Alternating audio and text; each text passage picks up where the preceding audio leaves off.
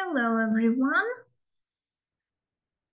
I hope everyone can hear me, can see me.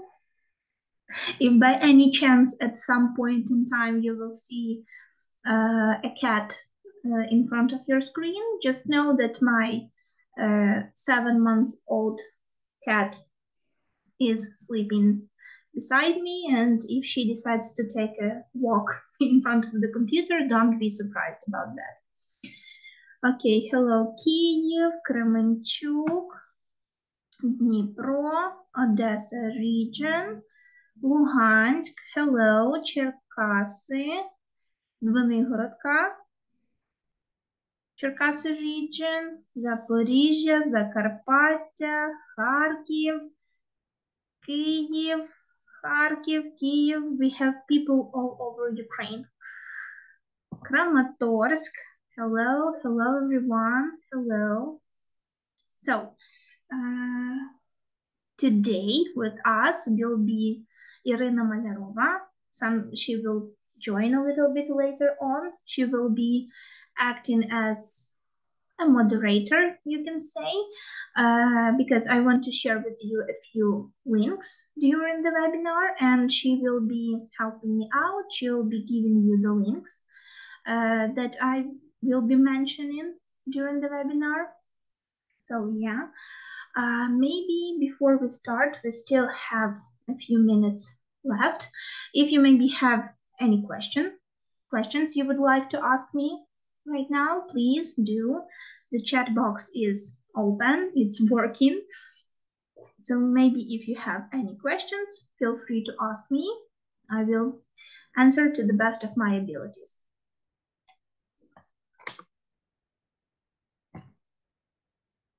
Okay. So how is the school year going for all of you? Hello, Olha. Hello. How are your students? Hello, Kharkiv. Are they eager to learn, your students, or are they not at all excited? Oh, by the way, do you have holidays? Hello, Dnipro. Hello. Okay, Olha says that her students, yeah, are amazing, and sometimes, yeah, they are happy to be in the classroom again. Yeah, for a lot of students, they are finally going offline for learning, for studying. So yeah, I bet they are happy to be in the classroom. But sometimes, at least I encountered it myself when I was working at school during the pandemic and during the war. So when hello Olga, hello, greetings to Lviv too. So when the air raid sirens go off and the children start running around, picking up their things and gathering, hello Rione, hello, gathering to go to the shelter. And so some of them would say, especially when the Irina is here, yay! So when the air raid sirens go off and it's like the third time for the day, they go like, why are they doing this? So it goes for like 15 minutes and stops.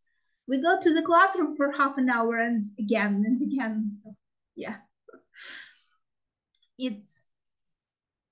sometimes it's good to have children in the classroom, but sometimes it can be not as good for the learning process. Yeah. Hello, Volodymyr, Slavutich, Kyiv. Hello. Kharkiv. Great. I'm very happy to see you all here. Irina is here too. So yeah, if you maybe have any questions for her, feel free to ask her in the chat box. I'm sure she will be happy to help you.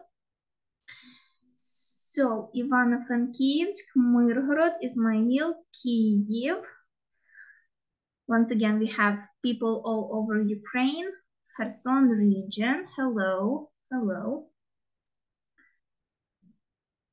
Okay, Kharkiv. Okay, let's wait maybe 2 or 3 more minutes and then we will start. But I think I can start before, because I have because we have a few slides to start with, and Irina, positive as usual. Thank you for that. If we talk about teaching life competences, to students, most of the time it's something that our students learn in the process, so to speak. Yeah, we don't give them information about those soft skills, about those life competencies, like a theory, yeah, like a theory-based materials. But they usually learn those life competences in action, right? They do things and they learn from those things. So I want to talk to you all today, how can we incorporate the sort of action with the theoretical basis. And in that, our new course for 10 and 11th graders will help us very well. So, for the beginning, yeah, a little bit about me. It's our new installment, so to speak, to tell you all a little bit about myself. But I believe you already know me very well, but still.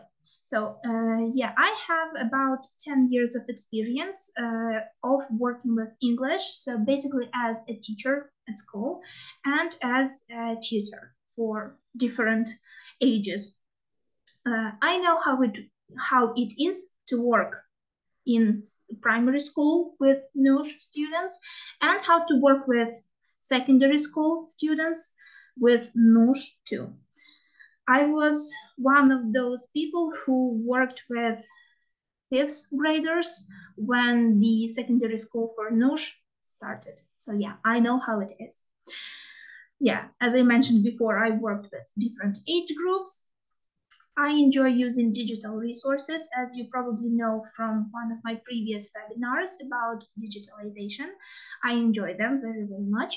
And so by now I became an expert in creating those different materials, digital materials, because me and my fellow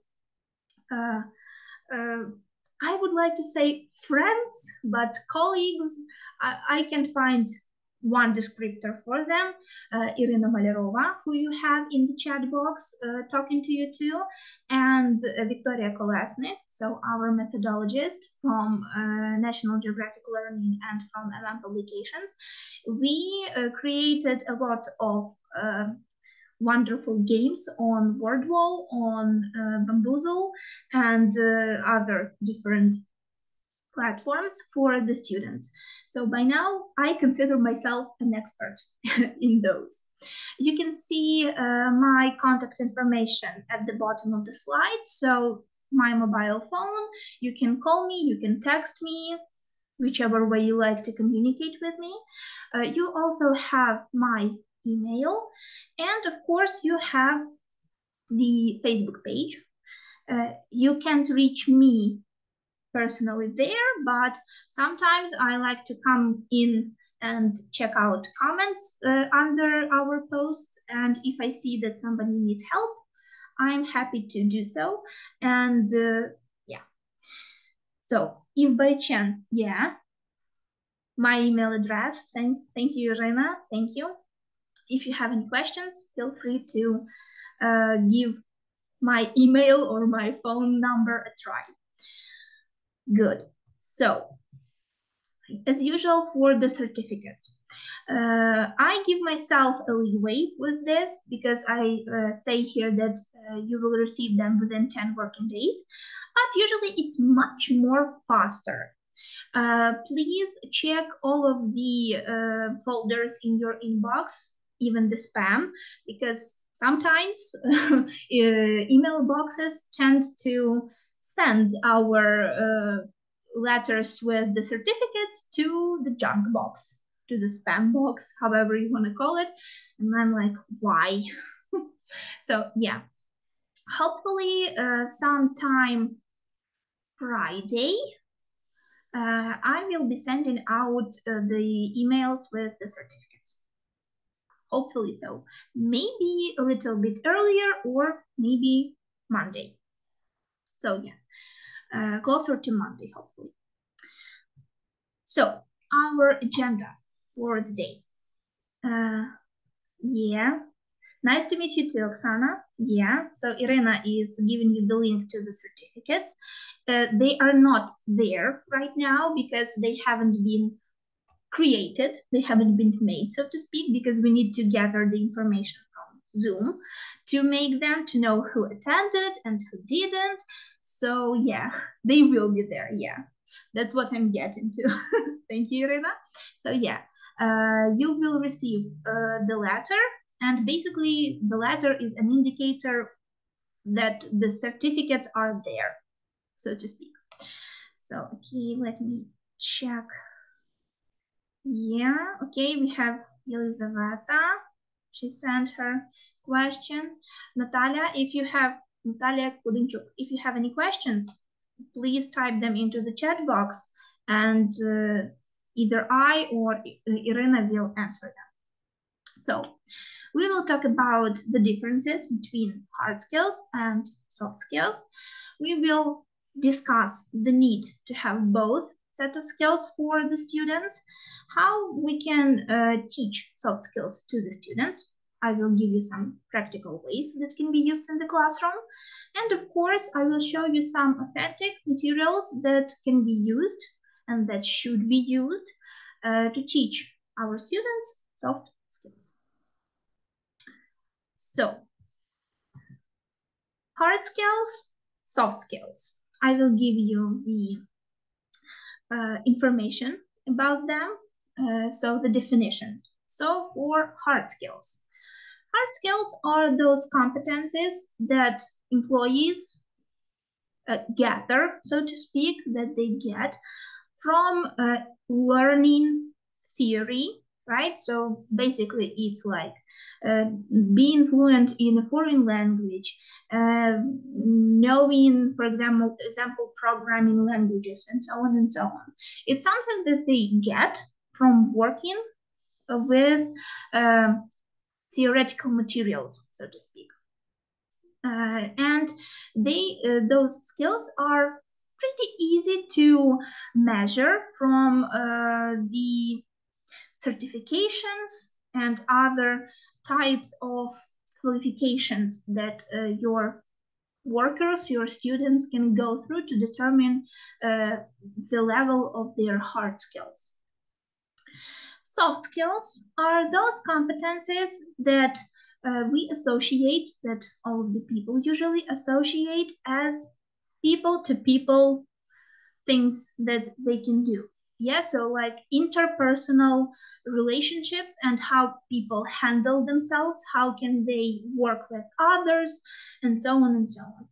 So these skills, soft skills, they are usually, and sadly, as you can see on the screen, are lacking among the new recruits. So those young and often unexperienced, as some people like to call them, people that haven't had a working day before in their lives. And yes, it sometimes is an obstacle to actually getting a job, to achieve, to get those soft skills.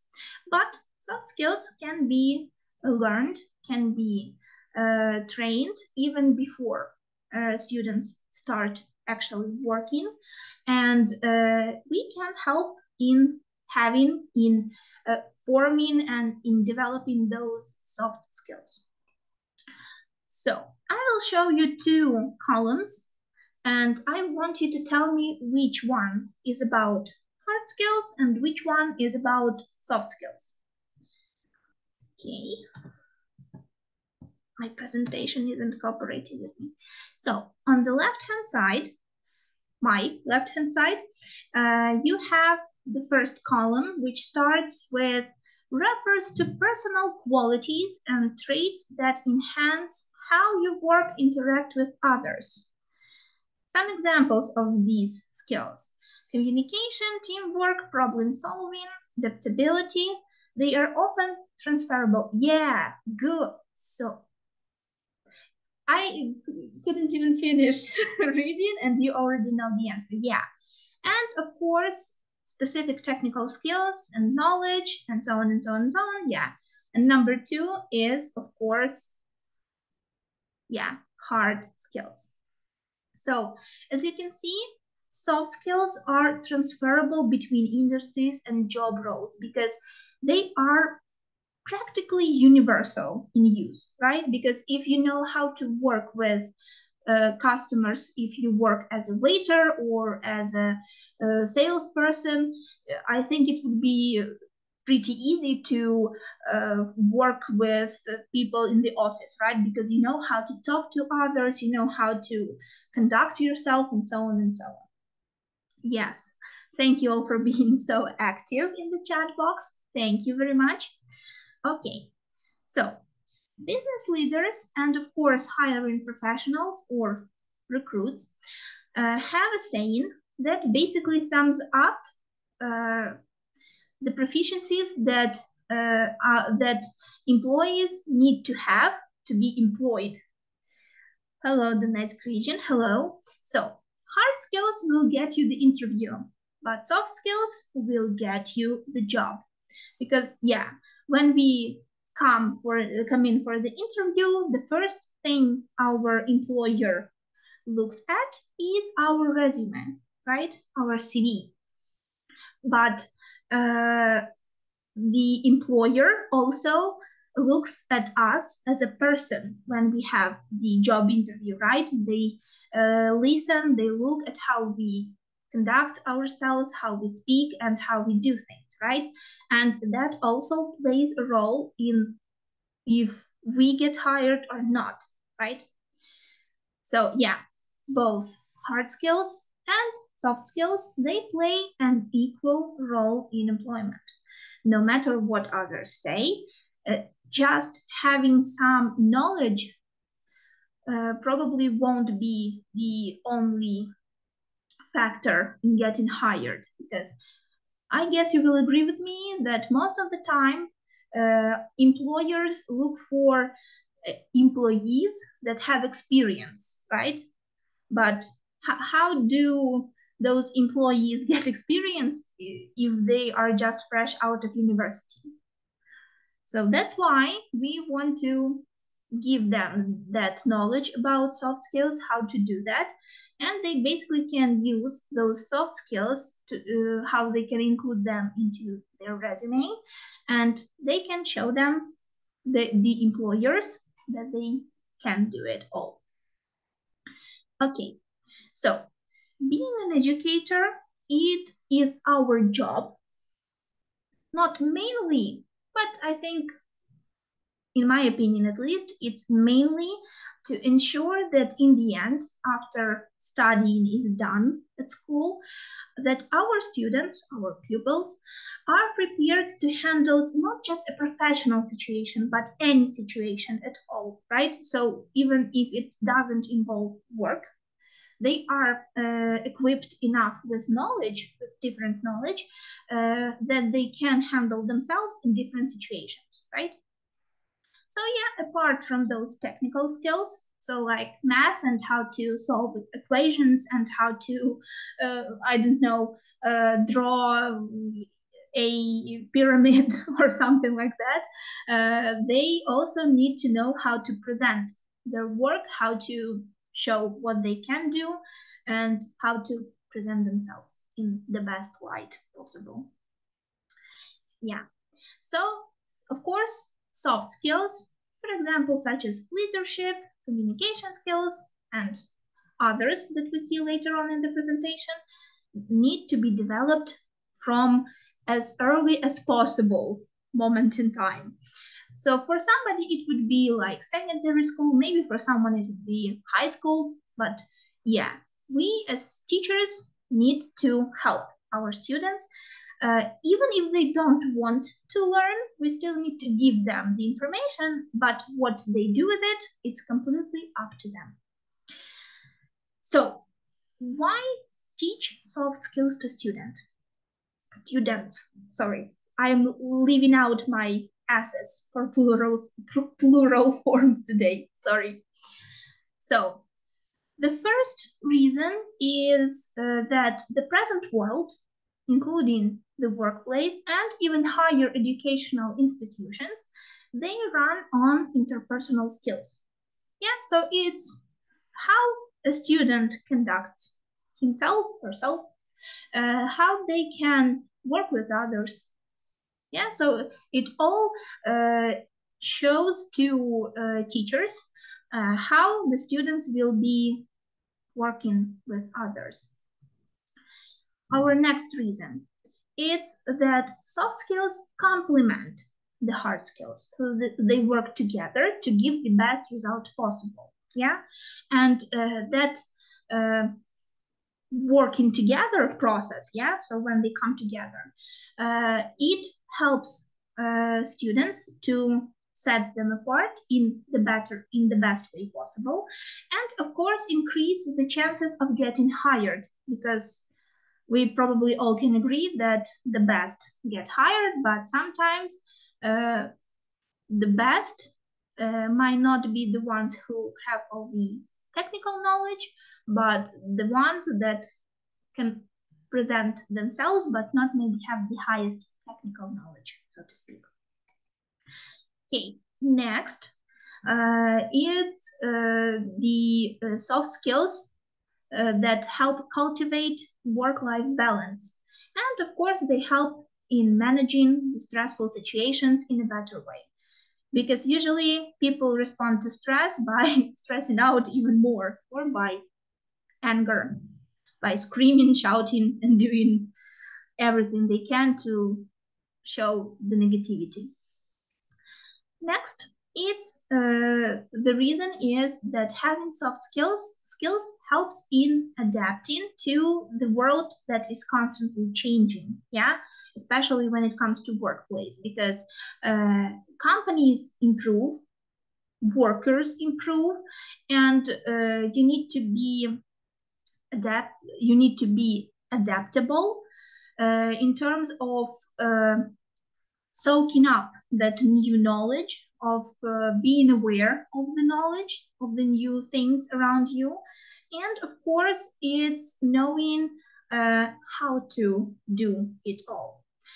And our last reason, so to speak, it's that soft skills help in improving listening skills, which leads to improving mindfulness, empathy, and of course, it helps in getting a better grasp of the situation and people. Because when we are in the office or in school, it's one thing, right? But once we go outside of the office, of school, it's a completely different thing. It's a completely different life. And yeah, we need to be able to work in both settings, in multiple settings, so to speak. Okay, so Cambridge Life Competences Framework, I think some of you are familiar already with it, because if you visit Tatiana Shalevko's webinars, she usually uses this a lot in her webinars. So yeah, when we talk about Cambridge Life Competences Framework, we can see that all the components that create this beautiful framework, they are basically a reflection of the soft skills that students are getting while studying.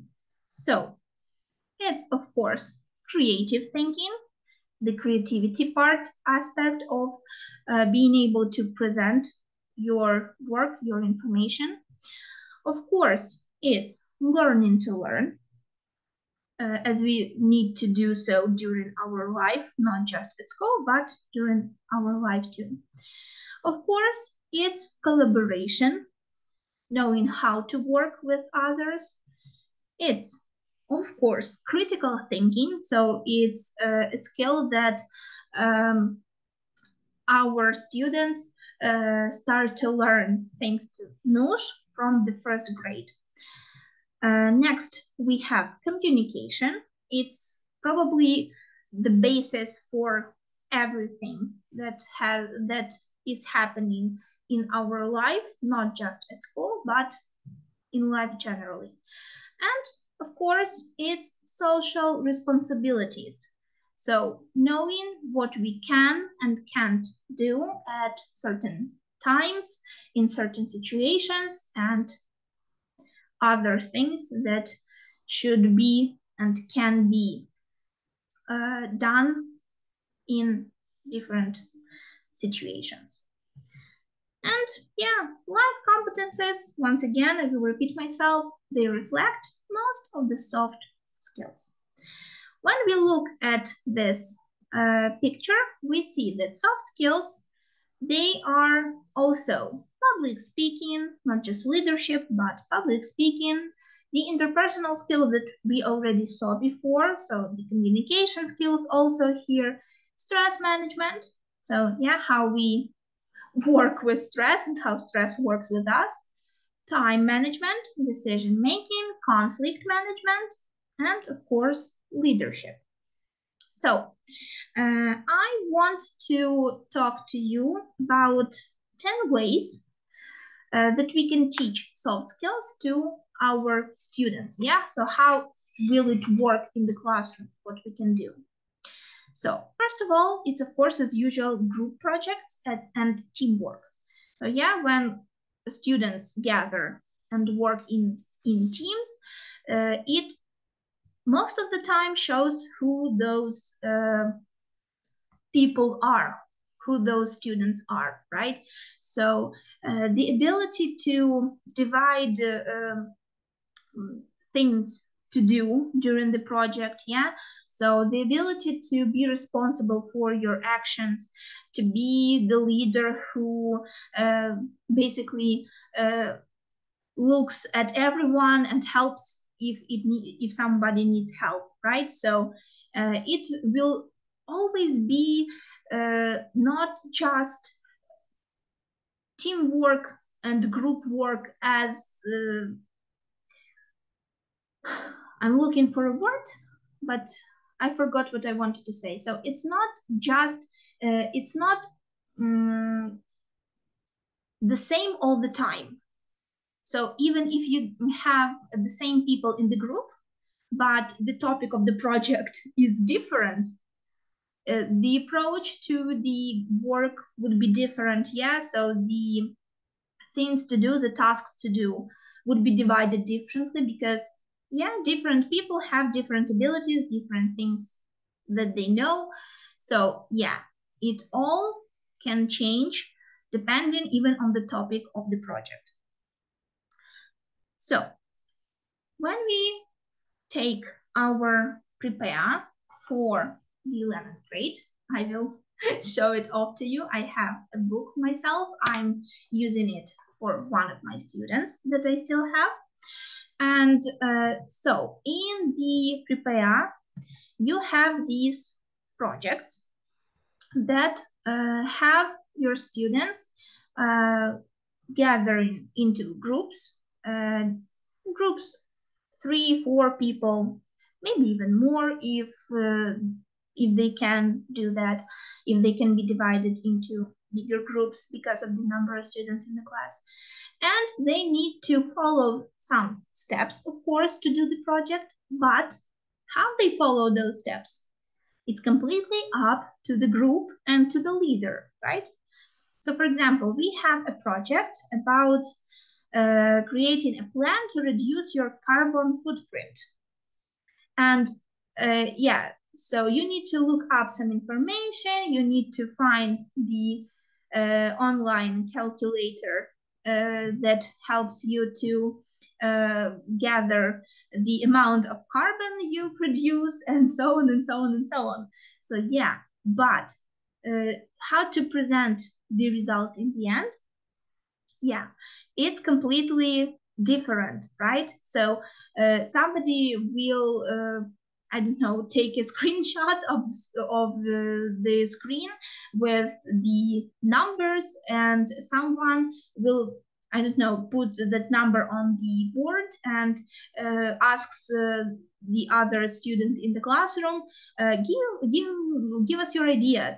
When and where did we get those carbon footprints numbers from? So yeah, it can be all different, depending, of course, on the children. I say children, students, pupils, however you want to call them. So next, we have learning and assessment, of course. So it doesn't matter basically what age your students are, but you can't expect them to just understand everything. Yeah, you tell them, and you need to give them some type of explanations. How can you do that? So of course, when your students come to your lessons, you need to tell them what you're supposed to achieve during the lesson, right? Because if they don't know the goal that they're working towards, then they have no idea what to do to reach that goal, right? Of course, let them know how to conduct themselves, how can they share their ideas, what's the best way to do so. Of course, it's teaching them to be polite, right? Because if they're not polite, the work in the classroom is not working, so to speak. Anastasia, if you're attending the webinar, then you registered for the webinar. So yeah, I will check. If you want to, I can check your registration a little bit later. You will have my contact details. So yeah, you can check it with me later. Okay, so of course, it's teaching your students to be polite, and of course, tell them the rules for how to, maybe not look, but how to present themselves in front of the others, and how it is to listen actively. And we will talk about active listening a little bit later on. Don't miss it. So next, we have experimental learning techniques. So yeah, most of the time when students do group work projects, they basically are using those experimental techniques because they have different approaches to the projects, right?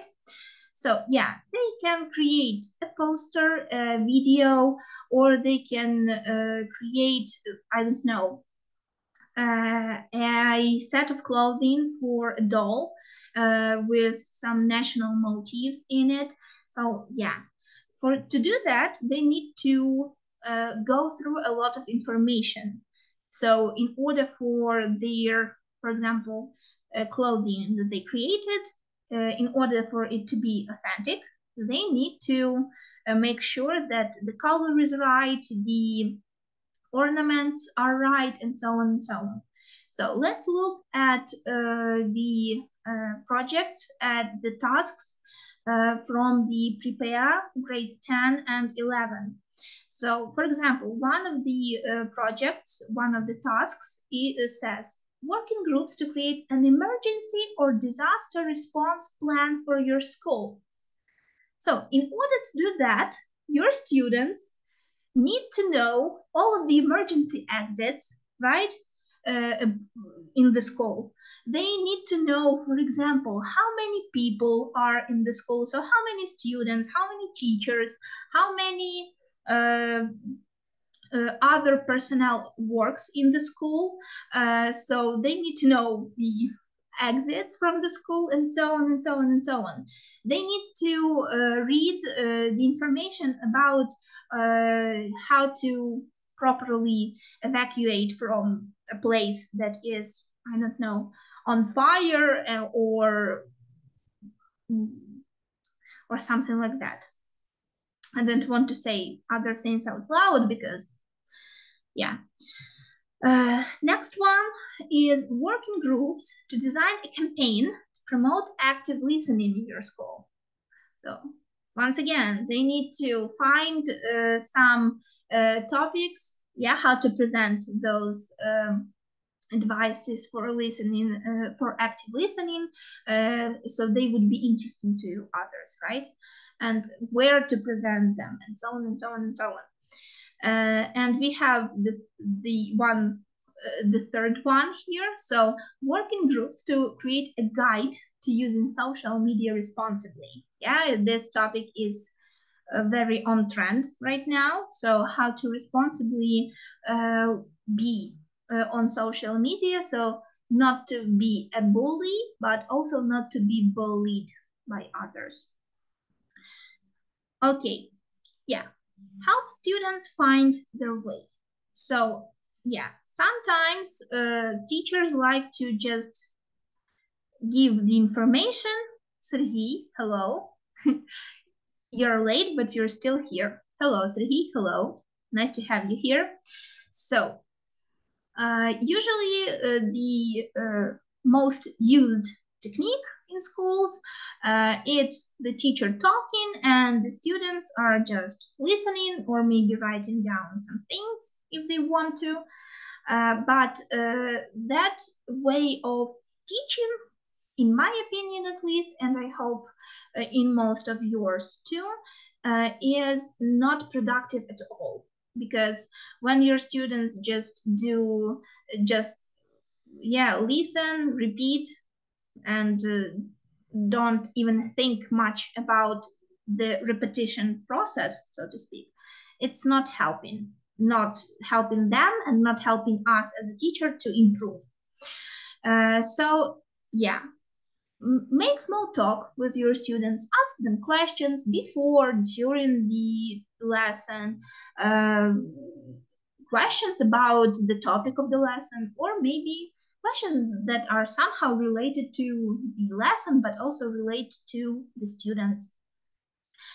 Use some interactive games. We already talked about this on my webinar about digitalization. You can go to our YouTube channel and check that webinar out. It's up there. For example, how can you help your students to find their way? If you plan a test, a surprise test, please give them in forms of some quizzes, interactive quizzes, instead of just standard tests. It's way more fun and it's more approachable in terms of students not being afraid of those tests. Because when it comes to writing, most students tend to be negatively thinking about those tests, and they are not very fond of them.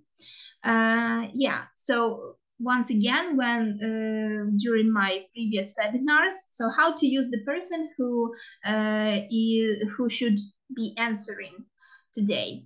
So using a spinner wheel on word wall, there's a template for a game like that. So you can put into the spinning wheel, into the sectors of the spinning wheel, you can put the names of your students. So when we talked about primary school, I was giving, thank you, Irina, thank you. So even I gave the idea for the primary school students that you can have your students' names written on some popsicle sticks, and the names are hidden by a cup, and the teacher or a classmate that teacher called to the front can take out a popsicle stick with a name and show it to the teacher, and that way we have someone who is answering today. And of course, it's Q&A sessions, but those Q&A sessions, of course, can be used in some interactive manner. So yeah, you can of course use, for example, Irina introduced us during preparation for our conference. Irina introduced us to Slido. So yeah, you can use Slido, for example, to have your students send you questions about anything and everything that happened during the lesson. So, or have them stay after the lesson and voice out their questions. Our next way, it's crisis management. So, or problem solving, however you want to call it. So yeah, solving a problem can help your students improve their capabilities of living in the real world. You can give them any topic, of course, as you would like, and have them give ideas, ask questions, and find a way to come up with a solution. You can give them a set time, but of course you may not give them a set amount of time to come up with a decision. It all depends on what you're trying to achieve.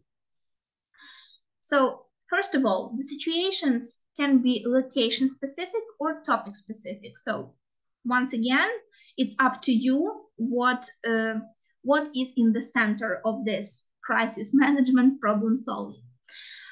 For example, if you're talking about someone's time management problem, yeah, someone's always late to the lesson or to the school in general, you and your students can give advice to that person how not to do that, right?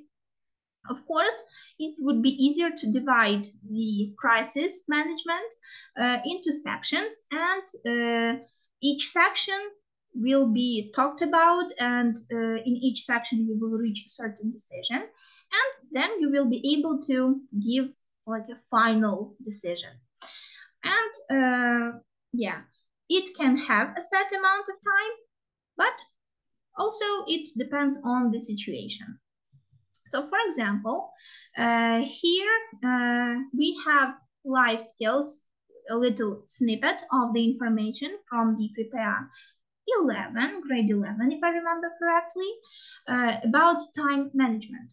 So they give some information, some advice on how to actually manage your time management, right? And next, they give an exercise where you have a chart with urgency and with importance, and students with you or without you at first need to look at those sections and decide how this chart can help them by sort of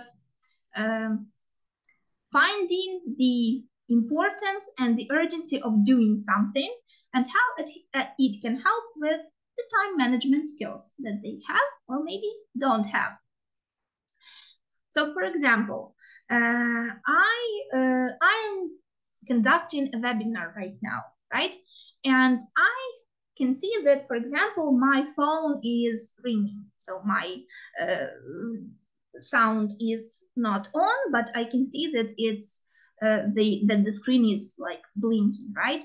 So I know that I should take the call, but I have a webinar going, and I know that I can't, in my right mind, turn off the webinar just to take a phone call. So I know that I need to, that it's important, but it's not urgent, right? I can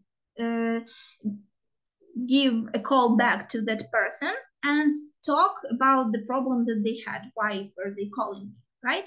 So for example, I can place this situation at number 2. right? So the situation about someone calling me during my work that I can't leave, it's important, but it's not urgent. I can do it a little bit later. Something like that. Okay. Next, it's active listening and, of course, introductions. So as you can see at the bottom here, yeah, it's taken from the post written by Diana. Sorry, I can see the name because my panel for all the actions that I can do in Zoom is covering it. So I read that blog post from her, and I enjoyed it very much. So I decided to steal this infographic she had on her page, which sums up those active listening tips very well. So yeah, of course, it's the ability to paraphrase what you hear. Yeah, so not all people can say word for word what they heard or what they saw, right? So they will probably change something when they are trying to relay the information. And of course, it's an important part of listening, because if you just give the information word for word, it sounds like a robot, right? So it's like, so did you just remember it by, I don't know, writing it down, or you have a phenomenal memory and you just remember things without even trying? But it makes you sound like a robot, but it also shows that you have no, like, an emotional connection to that. And it doesn't look good usually. Yeah, asking questions. So to show your colleague, your friend, your family member, or your student that you are actually listening to them and actively listening to them, you need to ask questions about some parts that sounded interesting to you and you want to know more about it, right? It's a usual practice by now. Using positive body language. So yeah, smiling, doing a lot of hand gestures, even leaning towards the one who is speaking, and so on and so on. Showing empathy. It's, of course, how we act, how we speak, what we say. It's a collaboration of our body language and our words, which shows how we feel towards the topic that we're discussing and, of course, towards the person that we're talking with.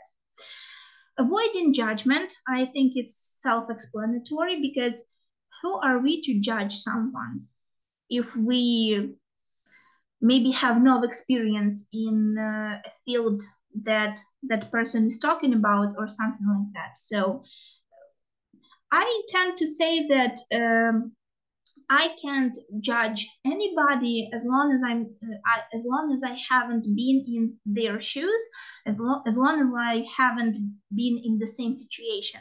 Because if I haven't been in a similar situation, I have no idea about the thoughts, the feelings that this person has, and so on and so on. So who am I to judge? Yeah. Next one, don't give advice too quickly. So I think most of us tend to do that because we like to think that we know everything, and we can give our thoughts, our advice, but we haven't listened till the end, but we already know what that person should do. Give your friend, your student, whoever it is you're talking to, time to finish speaking, and then give your advice. Yes, evaluation of the conversation, so understanding what the others are saying, and so on and so on. And listening may be enough. So not giving an answer or not giving any advice to the person you're speaking to or to the student that is speaking is totally okay. So sometimes, yeah, just listening is enough. And your facial expressions is enough to show that you listened and that you are there to help. Okay. Teach critical thinking with innovation and experiments. So yeah, it's something that we already do, but how can we do that even more? So feedback is probably one of the best ways that can teach your students critical thinking. It has a lot of thoughts, opinions, suggestions, and of course, those things can help your students come up to some conclusions. And of course, feedback is essential, not just for students, but us as teachers, because it helps us understand what can we change, what should we change, what we should add to our teaching suitcase or backpack, to our knowledge when it comes to working with students. And of course, we need to give the opportunity for students to provide feedback. How can we do that? So first of all, it's asking students how they think the class and the experiences that they have in the class are going. So they can give you that feedback by speaking or maybe writing down something, who knows.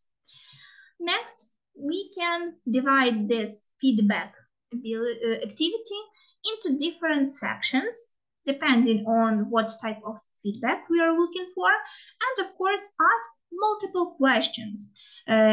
Multiple questions as in the feedback that we want can involve different things to ask for.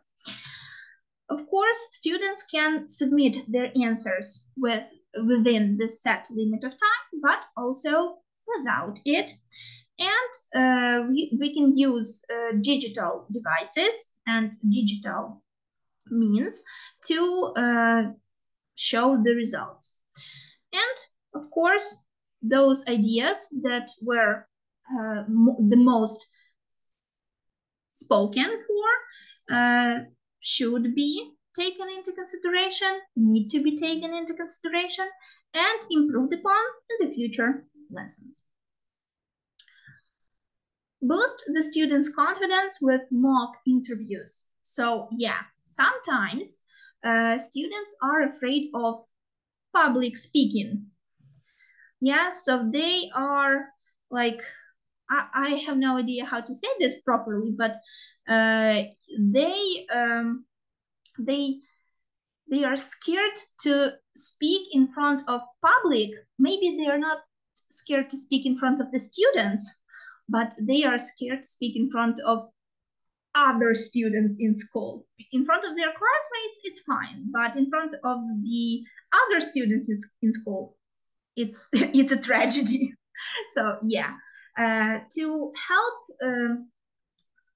help your students overcome this, you need to have these mock interviews that can give them the platform, so to speak, to show off their knowledge, to show off their skills, and to, of course, improve those skills if you don't have, if they don't have the ability to do so.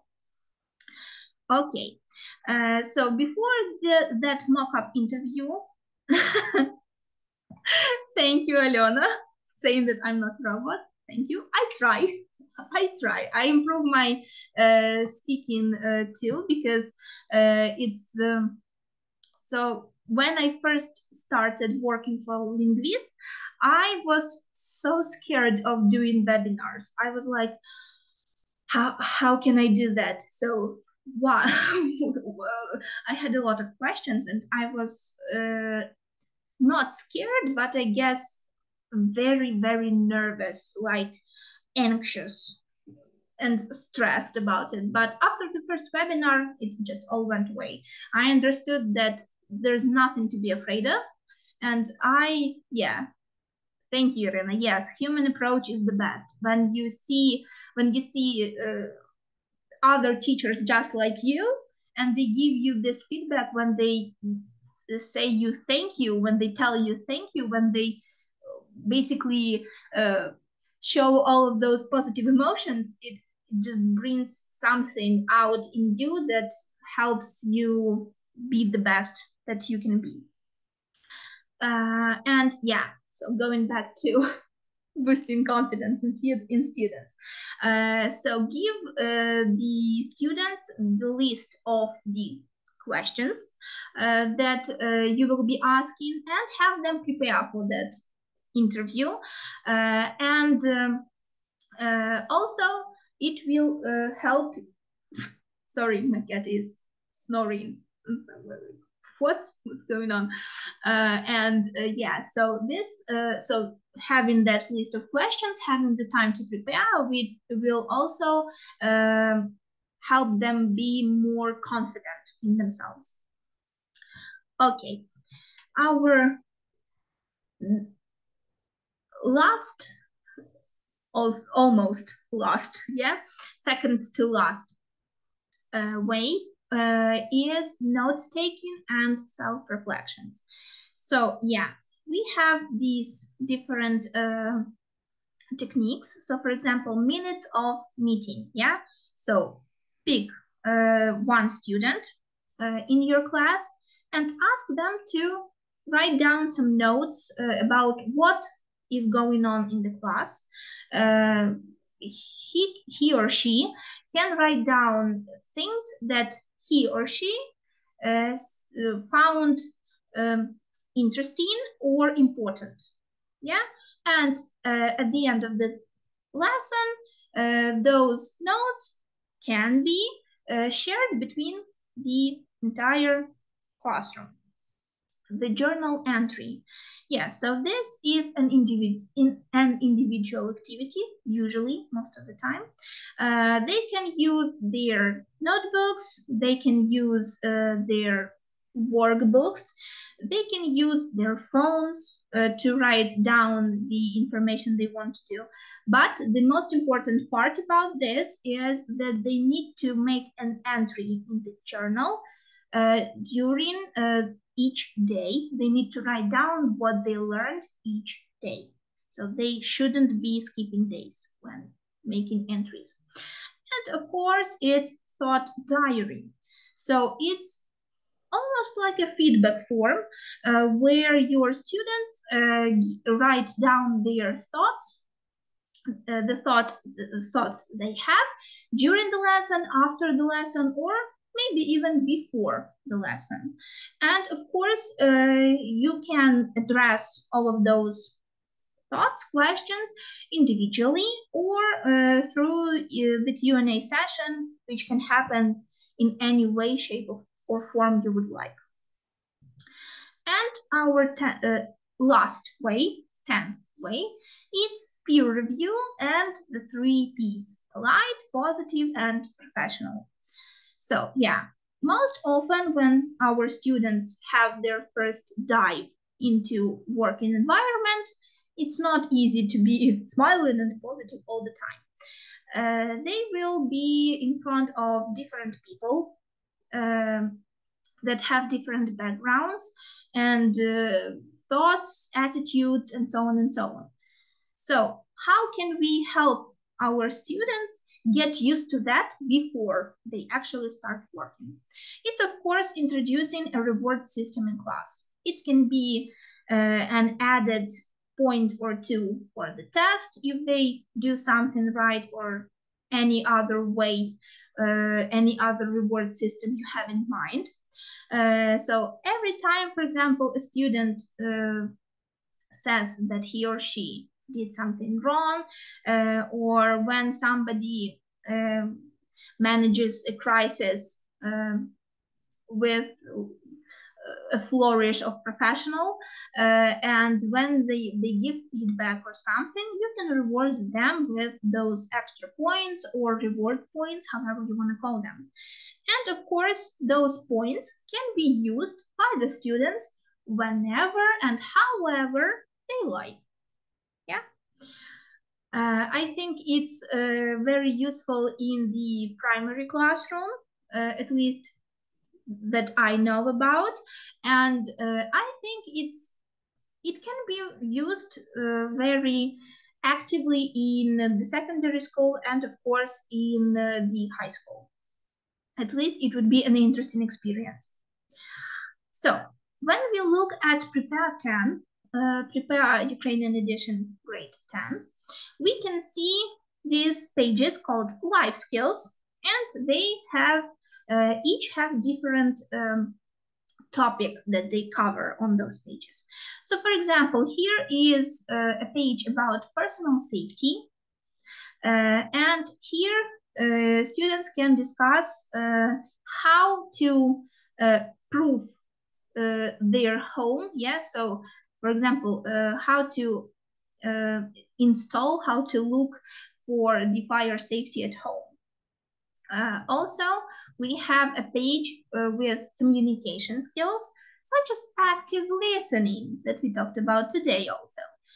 So they give some characteristics about how we can notice if the people are listening to us or not.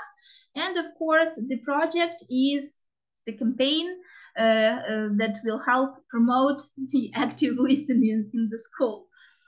For the next page, it's using social media responsibly. It's digital literacy. Next, we have social responsibility. It's reducing your carbon footprint. So what is it? How humans impact the world by having a carbon footprint and how we can reduce it. And emotional skills, of course, it's building self-confidence. Yeah, so what can students do by themselves and of course with the help of their friends, family, classmates, and of course teachers to make their confidence rise, to make it grow, but not to become overconfident. And for Prepare 11, so yeah, it's time management, it's life skills in section learning to learn, and of course it's time management. Next, we have creativity and innovation, which comes to creative writing, yeah. And next, we have life skills about collaboration, and here we have volunteering. It's one of my favorite pages because it's about Ukraine, of course, and how Ukrainian refugees were helped when they were made to run abroad to save themselves, and how they were kept safe and how they were able to eat properly thanks to this organization called Chefs for Ukraine. Next, we have critical thinking, and here we are talking about assessing advertising. So how to understand if we really need to buy something or we just watched the advertisement a bit too much and it's not helping. It's not helping in not wanting to buy things at all. And of course, it's study skills. It's preparing for the exams. So what are the best ways to prepare for the exams, how to make your preparation successful, and how to, I guess, prepare not just for English exams, but for other exams too. So yeah, once again, here is my contact information. You can call me, text me, write me. So yeah, Oля, have a good day. Thank you for letting us know that you're leaving us. Okay, so if you have maybe any questions, comments, concerns, feel free to give me a call, write me a letter. I'm open to your suggestions. And if you maybe have any questions, I will check the chat box. Yeah. Okay. Okay.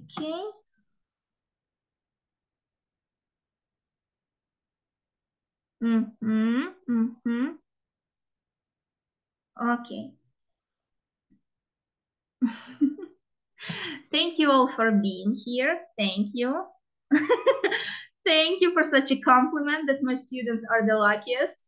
I'm happy that I'm of help to all of you. And as usual, you will receive a thank you letter from Zoom for attending the webinar. And there would be a feedback form. So feel free to fill it out to give me some topics that you would like me to talk about. I will take them into consideration. Thank you once again for being here. Thank you, Irina, for being the best moderator. Thank you. Thank you so much. And yeah, thank you. And if you will be so generous to